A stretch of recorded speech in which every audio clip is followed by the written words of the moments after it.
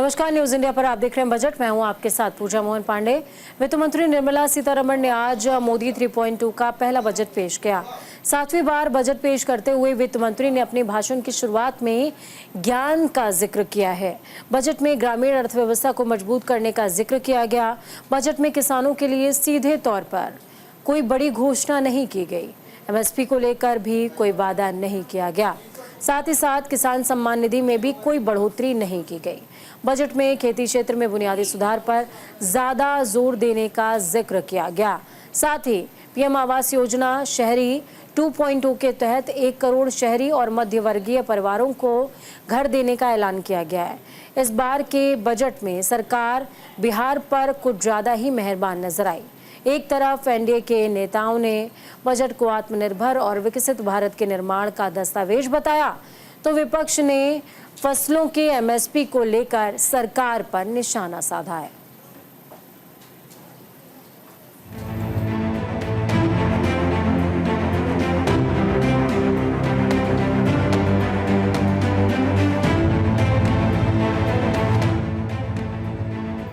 निर्मला सीतारमण ने बतौर वित्त मंत्री आज इतिहास रच दिया। उन्होंने लगातार 7वीं बार बजट पेश करने का रिकॉर्ड अपने नाम किया।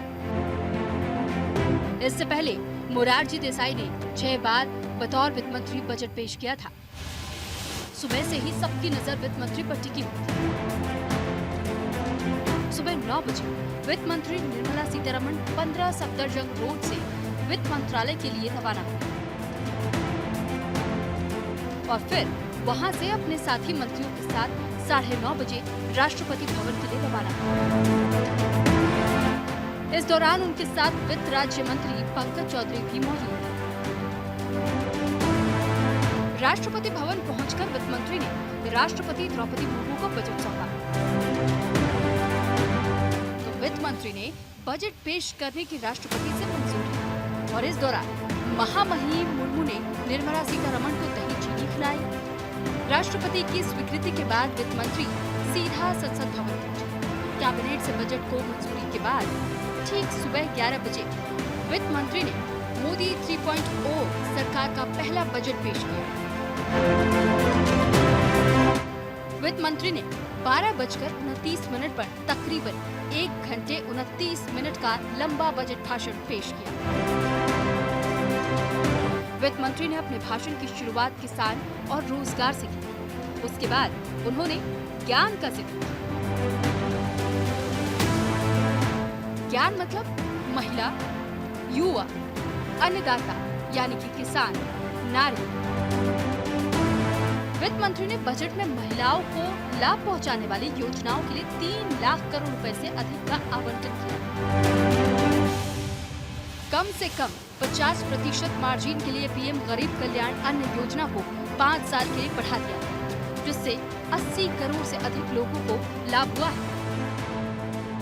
In the interim budget, we need to focus on 4 major castes, namely the Garib, Mahilayein, Yuva and Annadata, the poor, women, youth and the farmer. For Annadata, we announced higher minimum support prices a month ago for all major crops, delivering on the promise of at least a 50% margin over costs. अंतरिम budget में कृषि क्षेत्र के लिए 1,52,000 करोड़ का प्रावधान किया गया। हालांकि बजट में किसानों की सबसे बड़ी मांग एमएसपी को लेकर कोई बड़ी घोषणा नहीं हुई। साथ ही किसानों को मिलने वाली सम्मान निधि में इजाफा भी नहीं किया गया। आइए अब आपको बताते हैं कि बजट में सरकार ने किसानों के लिए किस तरह अपना पिटारा खोला है।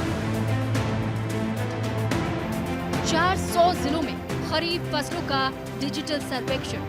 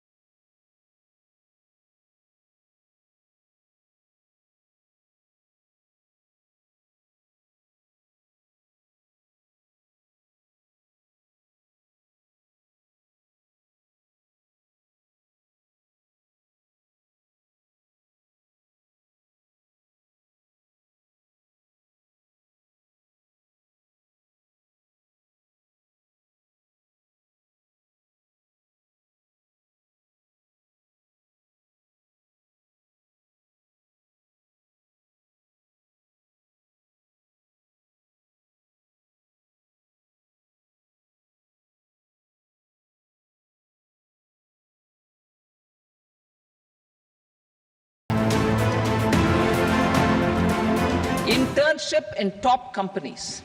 As the fifth scheme under Prime Minister's package, our government will launch a comprehensive scheme for providing internship opportunities in 500 top companies to 1 crore youth in 5 years.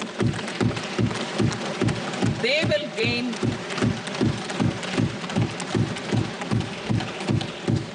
will gain exposure for 12 months to real-life business environment, varied professions, and employment opportunities.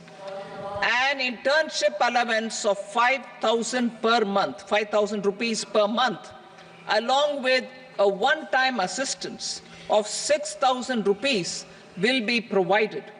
Companies will be expected to bear the training cost and 10% of their internship cost from their CSR funds. भले ही बिहार को विशेष राज्य का दर्जा देने से केंद्र सरकार ने इनकार कर दिया, लेकिन आम बजट में बिहार के लिए पिटारा खोल दिया है। लेकिन गठबंधन का दबाव के बीच बिहार को सीधे तो कोई पैकेज नहीं मिला, मगर बक्सर में गंगा नदी पर 2 लेन पुल, पूर्णिया पटना एक्सप्रेसवे का निर्माण, बक्सर भागलपुर एक्सप्रेसवे का निर्माण, बोध गया वैशाली एक्सप्रेसवे का निर्माण। बिहार में सड़क, पुल, हाईवे और बुनियादी जरूरतों के लिए वित्त मंत्री ने 26,000 करोड़ का ऐलान किया। साथ ही राजगीर को वैश्विक पर्यटन स्थल बनाने का वित्त मंत्री ने ऐलान किया। काशी की तर्ज पर महाबोधि मंदिर को विकसित किया जाएगा।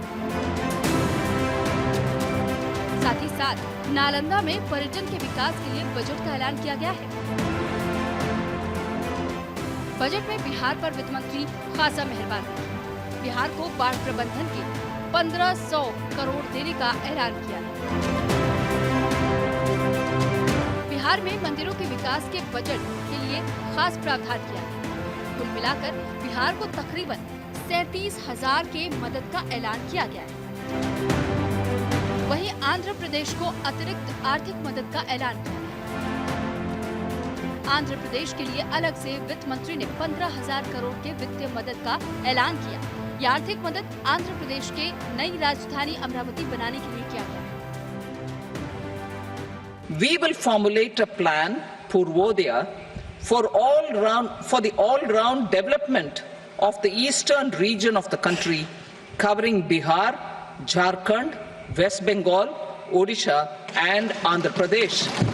This corridor will catalyze industrial development of the eastern region. The industrial node at Gaya will also be a good model for developing our ancient centers of cultural importance into future centers of modern economy. This model shall showcase Vikas B, Virasat B in a growth trajectory. हर मामले पर सरकार का पक्ष रखने वाले गिरिराज सिंह ने बिहार को मिले आर्थिक पैकेज पर अपनी प्रतिक्रिया जाहिर की। उन्होंने बजट को बेहद ही संतुलित बताया। ये बजट पूरे देश के लिए एक संतुलित बजट है, जिसमें 4 स्तंभ हैं: महिला, युवा, किसान। ये हमारे जो 4 स्तंभ है, मजदूर। लेकिन बिहार में जिस कहते हैं, बिहार में बहार है, एनडीए का सरकार है। बिहार को सुपर पैकेज के रूप में सदन में बजट पेश करते हुए वित्त मंत्री निर्मला सीतारमण ने इंफ्रास्ट्रक्चर के विकास पर भी जोर दिया। आवागमन योजना के तहत शहरी क्षेत्रों का विकास, 100 बड़े शहरों के लिए जलापूर्ति योजना, सीवेज ट्रीटमेंट और ठोस कचरे का प्रबंधन, 30 लाख से ज्यादा आबादी वाले 14 बड़े शहरों के लिए आवागमन संबंधी विकास योजना। चयनित शहरों में 100 हाट या स्ट्रीट फूड हब बनेंगे। पीएम आवास योजना शहरी 2.0 के तहत 1 करोड़ शहरी गरीब परिवारों को लाभ। औद्योगिक कर्मियों के लिए पीपीपी मोड में किराए के मकानों का निर्माण। वित्त मंत्री निर्मला सीतारमण ने आयकर स्लैब में बड़े बदलाव की घोषणा की। अब स्टैंडर्ड डिडक्शन की सीमा को 50,000 से बढ़ाकर 75,000 कर दिया गया है। नए टैक्स रिजीम के तहत इनकम टैक्स स्लैब में बड़ा बदलाव किया गया। नई टैक्स रिजीम में 3 लाख तक कोई टैक्स नहीं लगेगा। वहीं 3 से 7 लाख तक की आय पर 5% टैक्स का प्रावधान किया गया है। 7 से 10 लाख की आय पर 10% टैक्स का प्रावधान किया गया है। 10 से 12 लाख की आय पर 15% टैक्स का प्रावधान किया गया है। 12 से 15 लाख की आमदनी तक 20% टैक्स का प्रावधान किया गया। विदेशी कंपनियों पर टैक्स की दर को 40% से घटाकर 35% किया गया। इस बार वित्त मंत्री ने 7 चीजों पर कस्टम ड्यूटी घटाई, तो वहीं 2 चीजों पर कस्टम ड्यूटी बढ़ाई। इसका मतलब कि 7 प्रोडक्ट सस्ते हुए और 2 महंगे हुए। आइए आपको बताते हैं कि आखिर बजट में क्या क्या सस्ता हुआ। सोलर पैनल और सेल पर कर में छूट, कैंसर की दवा, सोना चांदी, platinum, mobile phone, mobile charger, बिजली के तार, x ray machine, solar sets, leather, sea foods. Mobile और चार्जर पर कस्टम ड्यूटी घटकर 15% तक कर दिया गया। वहीं सोना और चांदी के गहनों पर कस्टम ड्यूटी घटाकर 6% कर दी गई है। बजट को पीएम मोदी ने भारत के विकास का बजट बताया, सर्वांगीण भारत के विकास का बजट बताया, गांव और गरीब और किसानों का बजट बताया। साथियों, रोजगार और स्वरोजगार के अभूतपूर्व अवसर बढ़, ये हमारी सरकार की पहचान रही है।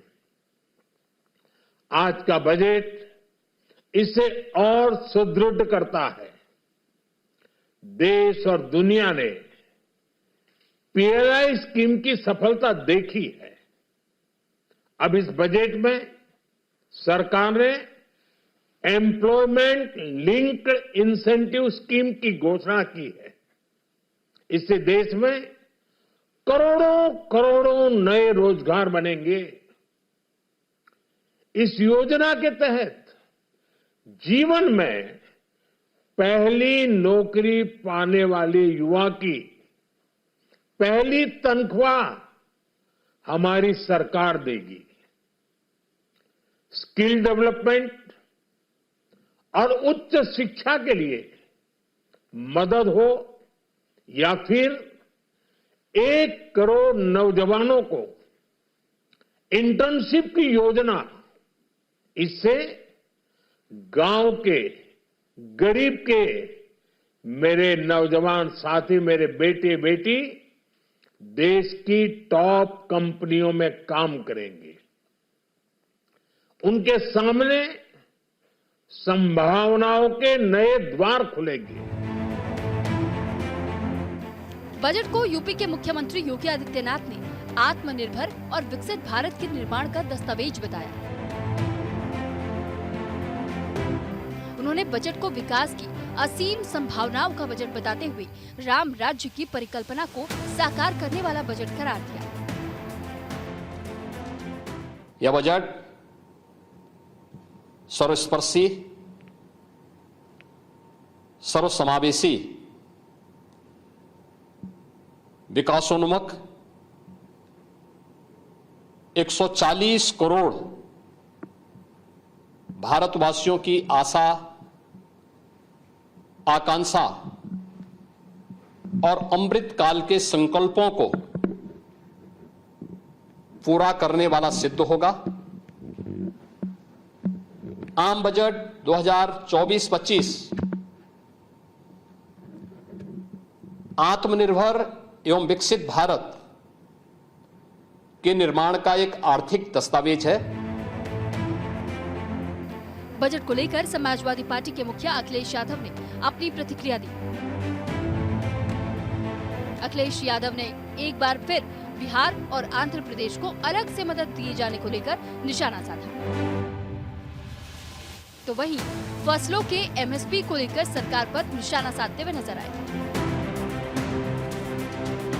जब तक किसान और नौजवानों के पक्की नौकरी का इंतजाम नहीं होगा तब तक कोई बड़ा लाभ नहीं पहुंचेगा जनता को। स्वाभाविक है, क्योंकि सरकार जब चलती है सरकार के फैसलों से असर पड़ता है।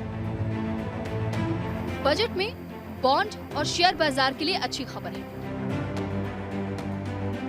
वित्त मंत्री ने कहा कि राजकोषीय घाटा काबू में है। वित्त वर्ष 2024 और 2025 के लिए जीडीपी के अनुपात में राजकोषीय घाटे 4.9% का आकलन अंतरिम बजट के 5.1% के अनुमान से कम है। अगले साल के लिए राजकोषीय घाटे को 4.5% का लक्ष्य तय किया गया है। बजट के सुबह से ही बाजार का सकारात्मक रवैया देखने को मिला। सुबह शेयर बाजार की शुरुआत हरे निशान के साथ खुला, लेकिन बजट खत्म होते होते 1200 अंक लुढ़क गए। आखिर में बंद होने से पहले बाजार ने कुछ सुधार जरूर किया। बजट में हर तबके का खास ख्याल रखा गया। कुल मिलाकर बजट को लेकर काफी सराहना हो रही है। न्यूज इंडिया के लिए निशांत कुमार की रिपोर्ट। फिलहाल इस बुलेटिन में इतना ही। मुझे दीजिए अनुमति। नमस्कार।